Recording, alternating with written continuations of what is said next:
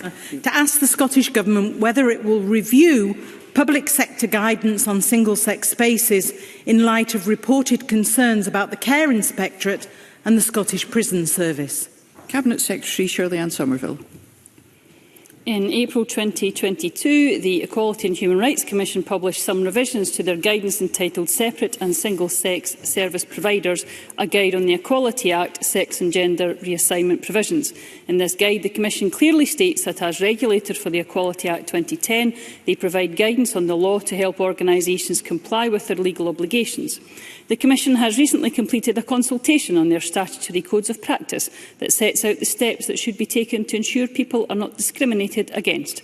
The codes of practice explain how the Equality Act 2010 works in relation to provision of services, public functions and associations, providing practical examples to illustrate how the law can be used to protect equality.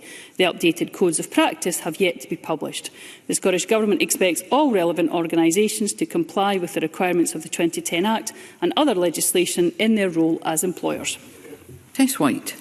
Cabinet Secretary, you may be interested to know that the Care Inspectorate guidance for children and young people's services on the inclusion of trans and non-binary young people makes the following statement, and I quote, "The provision of gendered facilities such as toilets is social convention.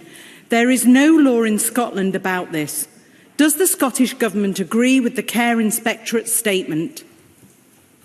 Cabinet Secretary. The provision of the Equality Act 2010, including those relating to single-sex spaces and the general exception in relation to communal residential accommodation, apply to Scotland. Any issues of how these are operating in particular situations are matters for the EHRC as the enforcement body for the Act and for the relevant public body concerned. Tess White. No.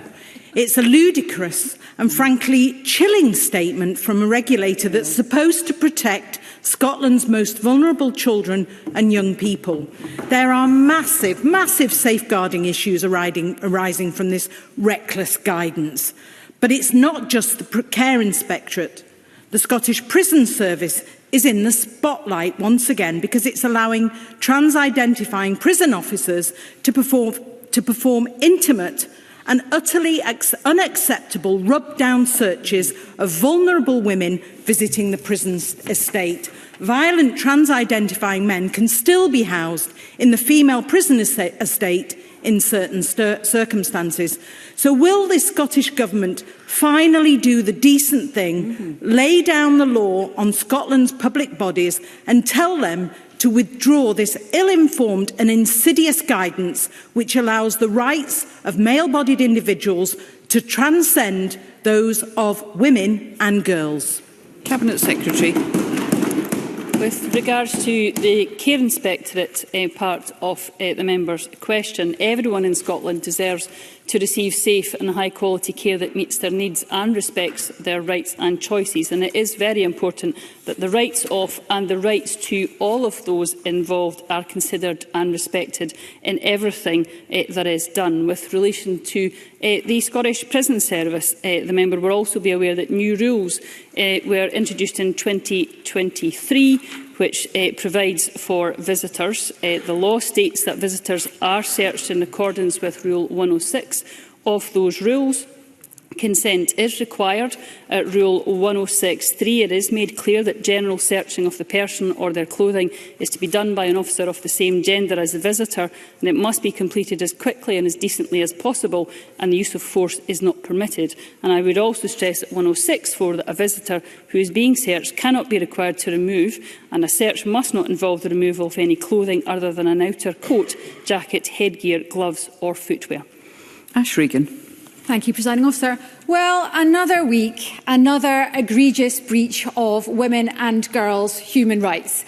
This time impacting on vulnerable children in care and women on the prison estate, many of whom will have trauma backgrounds.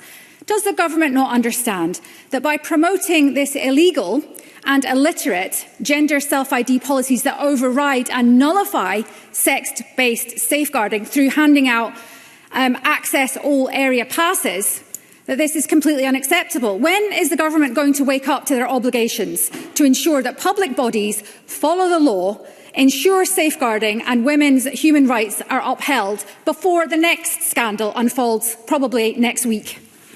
Cabinet Secretary. Presiding Officer, as I've made clear on many occasions now, the Scottish Government strongly supports the separate and single-sex exemptions in the 2010 Equality Act, which can allow for people to be excluded when this is a proportionate means of achieving a legitimate aim.